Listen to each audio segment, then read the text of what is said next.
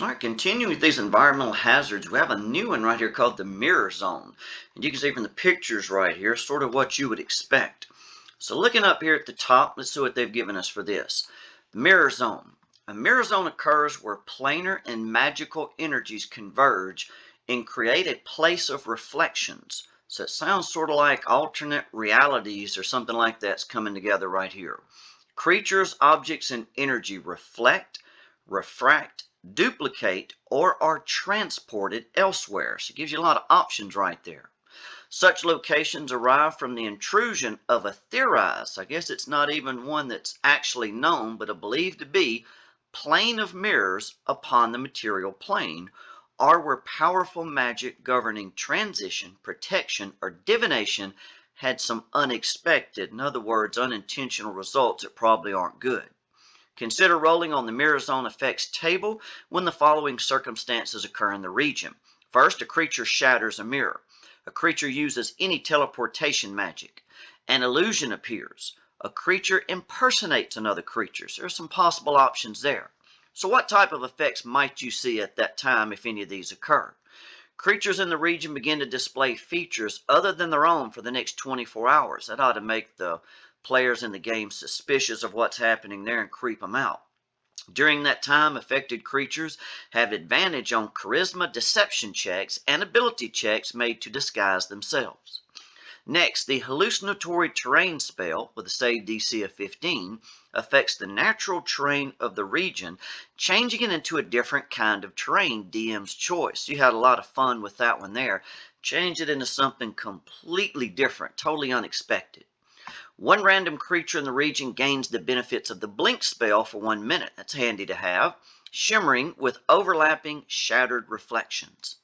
Next, creatures in the region don't cast reflections. That'll creep them out. Everybody think there's vampires walking around everywhere. Wisdom insight checks made against those creatures have disadvantage, and the creatures have disadvantage on charisma persuasion checks made against anyone who notices their lack of reflection. When they leave the region, creatures regain the reflections and the effect ends. Everything will go back to normal at that time. Reflections of 1d4 creatures in the region emerge from mirrors and attack. That's always a classic one with some type of enchanted mirror there. The reflections are two-dimensional, so how about that from the side? You wouldn't even be able to see them. Shimmering versions of the creatures that cast them. Treat the reflections as shadows that are fey instead of undead and vulnerable to bludgeoning damage instead of radiant. Since I guess they came from a mirror, mirrors shatter easily. That's why they're vulnerable to bludgeoning damage. Next, one character in the region gains the benefit of the mirror image spell. It's a handy one to have. The images created sometimes move or speak of their own volition. Now, that would be funny there.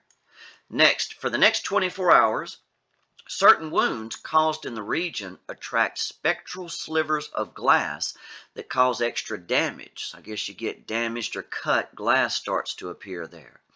Any creature other than a construct or an undead hit by an attack that deals piercing or slashing damage begins to bleed, losing 1d4 hit points at the start of each of its turn.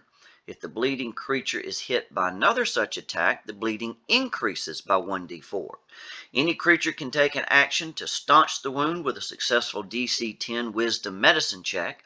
The bleeding will also stop if the target receives magical healing.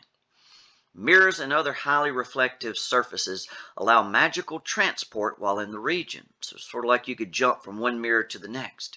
Any creature that touches its reflection in an object that isn't wearing or carrying can immediately cast the Misty Step spell, requiring no components. Next, one character can cast the Scrying spell, save DC 17, once within the next 24 hours, requiring no components but using a mirror or other reflective surface. Next, the skin of one random creature in the region becomes silvery and reflective for the next 24 hours. For the duration, that creature has advantage on saving throws against spells, and spell attacks have disadvantage against that creature. So it's nice to be reflective there.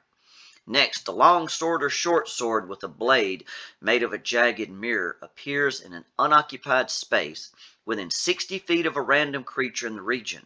The weapon is a sword of wounding. Nice sword. If the weapon's wielder rolls a 1 or 20 on an attack roll using the weapon shatters and is destroyed after that attack. So that's basically a 10% chance every time it's used, it's going to be destroyed. So great sword, but probably won't be around for very long.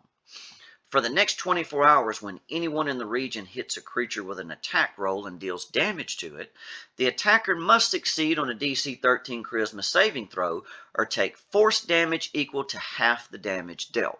So adjusting the damage dealt right there in that case. And here they have some great art as always right here. Looks like this guy's about to get a haircut. And look at this. You can see where it looks like two-dimensional images of himself are stepping out of the mirrors, as they had said in one of the others on the previous page. So there you can see it's very thin. Again, just 2 dimensions, no depth to it at all. And I guess a fight breaks out and they're pretty much identical to each other. Next here, 2 shimmering vertical reflective discs of energy appear in unoccupied spaces in the region for 1 minute. Each is 6 feet in diameter and floats 1 foot above the ground. One appears in an unoccupied space within 30 feet of the party.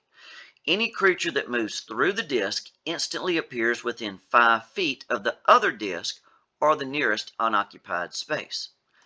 The next time one character in the party sees the reflection in the region, that reflection comes to life and engages its counterpart in conversation. It offers to answer one question posed to it as if the creature cast the divination spell. After answering the question, the reflection returns to normal. Next, floating shards of broken mirrors swirl through the region, showing reflections of creatures and places that aren't present for the next minute before vanishing.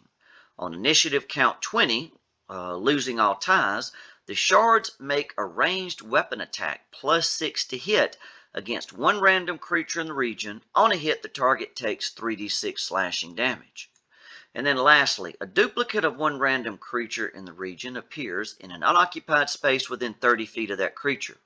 The duplicate's appearance, game statistics, and equipment are identical to the creature's. The duplicate immediately attacks the creature, seeking to slay it, almost like a doppelganger's in the room now. If the duplicate dies, it and all its equipment shatter into mirrored shards. You wouldn't be able to regain anything valuable. If the duplicate fails to slay the creature within 1 hour, the duplicate vanishes. And again, that's what appears to be happening right up here. So that's the mirror zone. Very interesting right there. And you could think of all sorts of things to do with mirrors. These are just a few of them right here. Till next time, good luck and good gaming.